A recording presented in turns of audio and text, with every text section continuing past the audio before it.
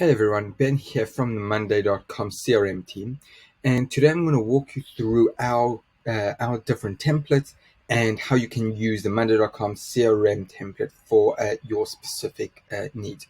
So first we're going to start with figuring out how we can actually download this template and use it. So we're going to start by clicking on Add on the top left and go to Choose from Templates. Now in the Choose from Templates, you can see we have a lot of different options. We're interested in sales and CRM. We can preview the CRM specific template that we're interested in, or we can simply click Use.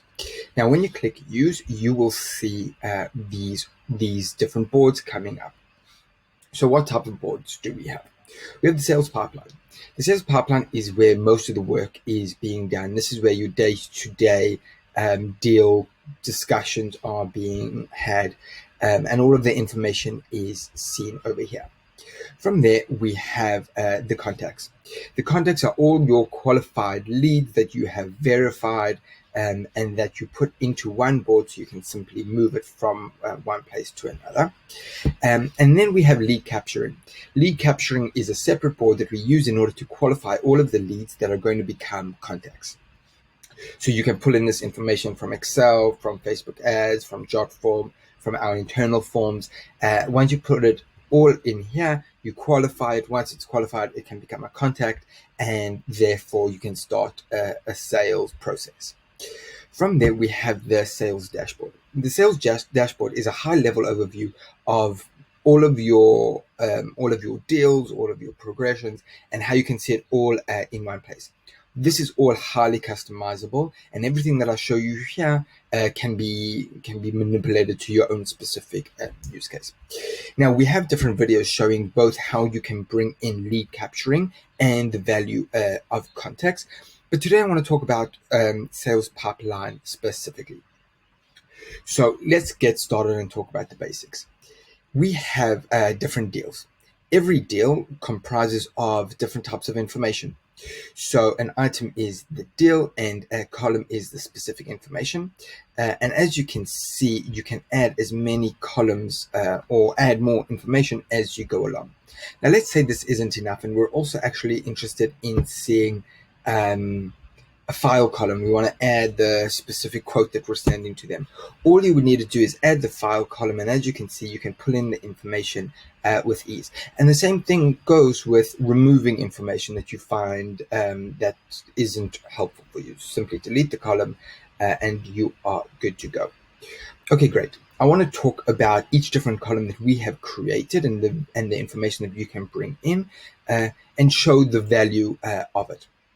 So let's start by creating a new deal name, we'll call it deal name 4. And as you can see, the item has been created. From there, the first thing that we want to do is create an owner. So someone that is responsible for the task. This can be your account executive, your SDR, whatever you want it to be. And you can even specify here. So let's say instead of owner, I'm going to say account executive. Right, I'm going to assign someone, I'm going to assign myself, and now I am responsible. Great. Let's move on to the next stage. This is contacts. Now, contacts is a very unique type of formula that I'm going to show you the full value later. But let's start by creating a new contact, and we're going to call the contact Ben F, and we're going to link it. Now we're going to leave this here for now, and as we progress, you will see the different types of value that this actually provides. But for now, let's go into the stages. Now, as you can see, we have lead, proposal, negotiation, etc., etc. Let's say we want to take this a step further, add another label, remove another label. We just need to click edit. Let's pick a nice color, and let's say unqualified. And there it is, we have unqualified as an option. The priority is the same thing. This is actually going to be low. And now we have the company. Now, as you can see, this company is being pulled in from something else. And what do I mean by that? We have a contact here called Ben F. And we have a company. Let's call this company monday.com without the typos. And as you can see, it populates over here. But more than that, this information is actually being stored on the context board itself. So Ben F at monday.com is automatically populated here. If I were to go ahead and change this to Apple, and I would go back to the sales pipeline board, you would see that it would be Apple also. Okay, let's move on to the deal stage. The deal stage is also a really unique column that we have, and this is the formula column. The formula column allows us to take data from across an item and manipulate it. So in this specific one, I'm interested in seeing how long since the creation of this deal is the specific deal happening. So as you can see, right now it's 0 because we just created it. It's dynamic, so tomorrow it will be 1, etc., etc. The deal value is simply a numbers column, and we can add in whatever we want over here, but this can be customized. So let's say I'm personally South African.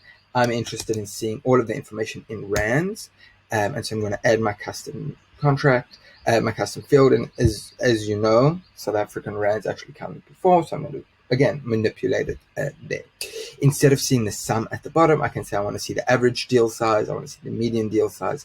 As you can see, Monday is extremely customizable and very easy to manipulate into your specific use case. From there, we have close probability, which is pretty much the same concept. I added a percentage over here.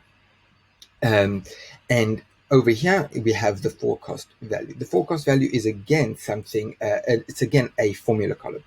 What we've done here is we've said, okay, we want to take the deal size and we want to take the probability of closing. And with that is going to give us our forecast value. So if I were to change this 10,000 Rand to 50,000 Rand, you'll see it becomes 5,000 automatically. And then we have expected close date, etc., etc., etc., and all of the other information that you may find interesting. From there, I want to show you that sometimes we don't always want to see this in a table view, right? We have a lot of different views that you can use to your advantage. So let's say, for example, I'm interested in Kanban view. Now I can see that all of my statuses have now become the different types of views, and I can manipulate this. So I want to say one actually is going to go much further down. Proposal is going to be in the front, and then we can start moving deals automatically from one stage to another without needing to change the status. So this has gone from proposal into negotiation. I'm going to move this over. The status automatically changes into negotiation.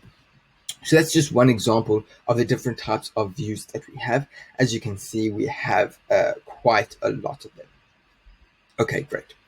I now want to take this to the next stage where I show you that high level overview. And that was that dashboard that I was referring to. If we want to see all of the information coming in, so the entire sales pipeline, what percentage of them are considered one? What percentage is lead?